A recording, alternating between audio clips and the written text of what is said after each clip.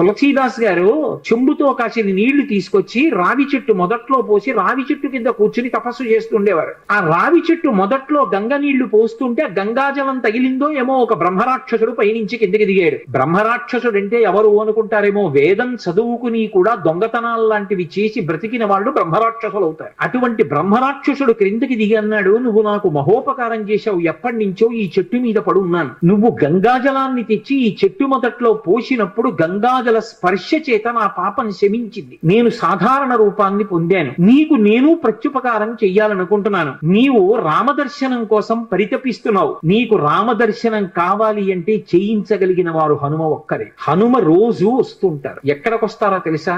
ఎక్కడెక్కడ రామనామం జరుగుతుందో, ఎక్కడెక్కడ రామనామం ప్రస్తావనకు వస్తుందో, ఎక్కడెక్కడ రామ కథ చెప్పబడుతుందో అక్కడ ఉంటారు. కాశీలో హనుమాన్ ఘాట్ లో ఒక వ్యక్తి రోజు రామాయణం చెప్తున్నాడు. అక్కడికి వచ్చి కూర్చుంటారు. ఎలా గుర్తుపడతావో తెలుసా? అందరికన్నా ముందు సభలోకి వస్తారు. అందరికన్నా ఆఖరణ కళ్ళ నీళ్ల పెట్టుకుని ఒక్కడు తలదించుకుని నడిచి వెళ్ళిపోతూ ఉంటాడు. నువ్వు గుర్తుపట్టి వెంట వెళ్ళు అన్నారు. తులసీదాస్ గారు హనుమాన్ ఘాట్కి వెళ్ళి కూర్చున్నారు. అందరికన్నా ముందు ఒక వ్యక్తి వచ్చాడు రామాయణం వినడానికి. అందరూ వెళ్ళిపోయిన తర్వాత తల ఉంచుకుని కన్నులమ్మట నీరు కారుతుండగా వెడుతున్నాడు. తులసీదాస్ గారు ఆయన వెంటబడ్డారు. ఆ వ్యక్తి కనిపెట్టాడు, ఎవరో నన్ను వెంబడిస్తున్నారని. ఆయన హనుమ. ముందు వెడుతున్నవారు వెనక్కి తిరిగి గద్దించారు. ఎందుకు నా వెంట వస్తున్నావు? ఆగక. కాదు, నాకు రామదర్శనం కావాలి, నీ వల్లే జరగాలి. వెళ్ళి కాళ్ళ మీద పడ్డారు. కాళ్ళ మీద పడితే ఆయన ఒక స్థలాన్ని చెప్పారు. అక్కడ కూర్చుని నువ్వు జపం చెయ్యి, తపస్సు చెయ్యి, నీకు రామదర్శనం అవుతుందన్నారు. తులసీదాస్ గారు కూర్చుని తపస్సు చేస్తున్నారు. తపస్సు చేస్తుంటే